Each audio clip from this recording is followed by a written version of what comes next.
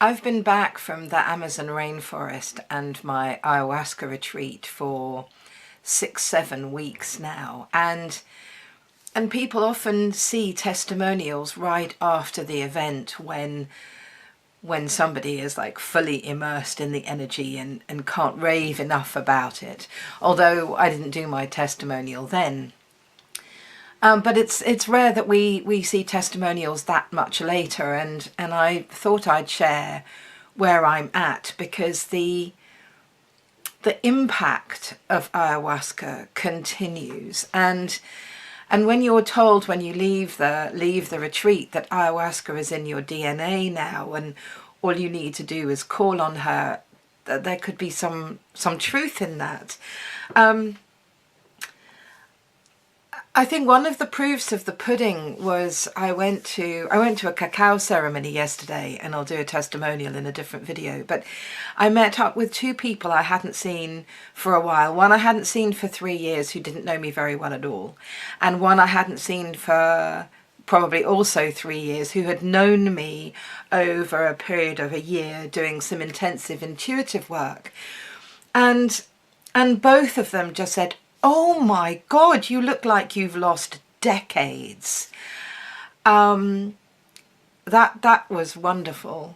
It was very, it was very inspiring and encouraging to hear that.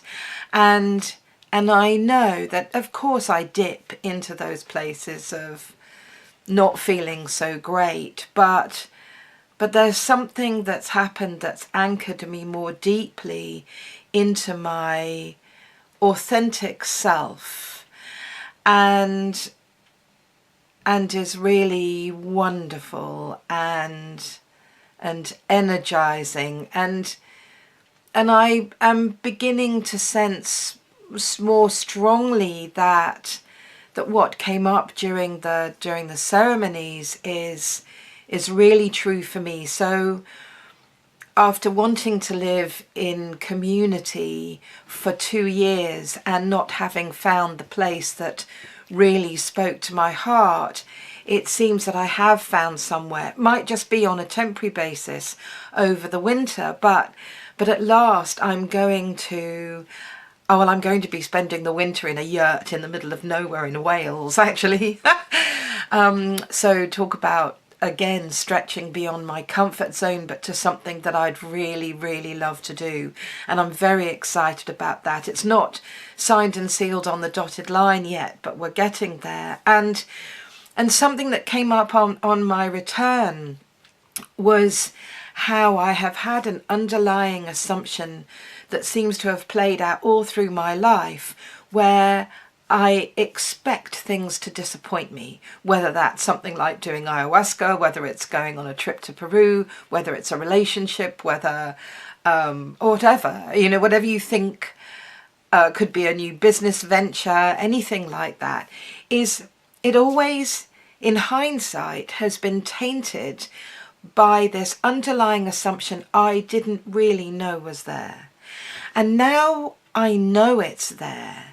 I can hear it when it comes up. So instead of it being buried really deep in my subconscious, where I can't do anything about it and where it runs the show, it now surfaces, and I can go, there it is again. Right, what would I really love? What end result would I really love from this next experience? And it played out during the cacao ceremony. That was a direct learning from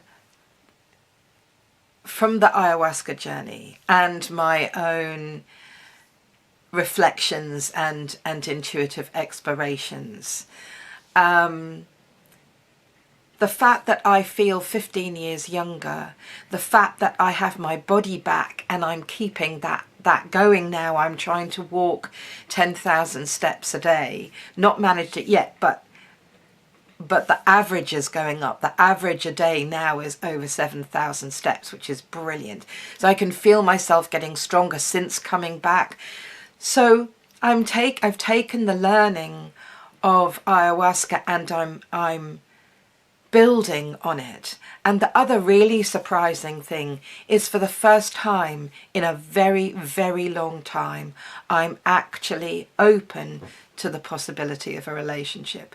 Not open, maybe, possibly, potentially, perhaps, if the time is right, if the stars align, but actually seriously contemplating this as an opportunity I'd welcome. So if any of you have been thinking about doing ayahuasca, I'd say just go for it, because you don't know what's going to come out of it. It's the most extraordinary experience, whatever your experience will be, but it will be an experience. And if you go and do it in the rainforest, I'm fairly certain life will never be the same again. Bye for now.